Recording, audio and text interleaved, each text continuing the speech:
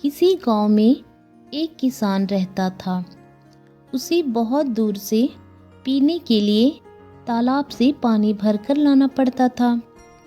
उसके पास 2 बाल्टियां थीं, जिन्हें वह एक डंडे के दोनों सिरों पर बांधकर उनमें तालाब से पानी भरकर लाता था। उन दोनों बाल्टियों में से एक के तले में एक छोटी सी छेद थी, जबकि दूसरी बाल्टी बहुत अच्छी हालत में थी। तालाब से घर तक के रास्ते में छेद वाली बाल्टी से पानी रिसता रहता था और घर पहुंचते पहुंचते उसमें आधा पानी ही बचता था।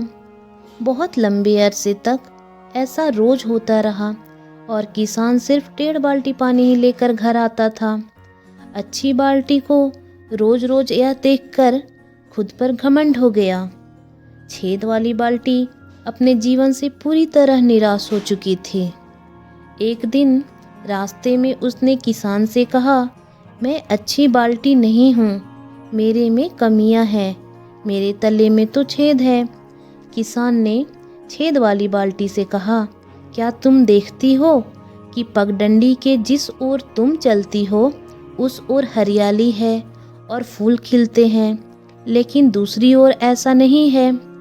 ऐसा इसलिए है क्योंकि मुझे हमेशा से इसका पता था और मैं तुम्हारी तरफ की पगडंडी पर फूलों के बीज छिड़कता रहता था, जिन्हें तुमसे रिसने वाले पानी से सिंचाई लायक नमी मिल जाती थी।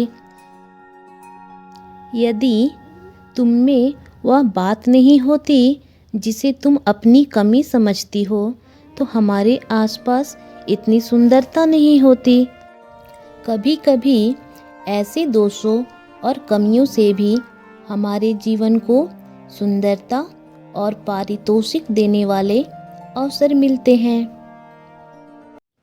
तो फ्रेंड्स, इस कहानी से हमें यही सीख मिलती है कि दूसरों में कमियां ढूंढने की बजाय अच्छाइयां खोजें। जब हम दूसरों में कमियां देखते हैं तो हमारी समस्याएं बढ़ती हैं, और जब हम दूसरों में अच्छाई देखते हैं तो हमारा जीवन सुखी होता है।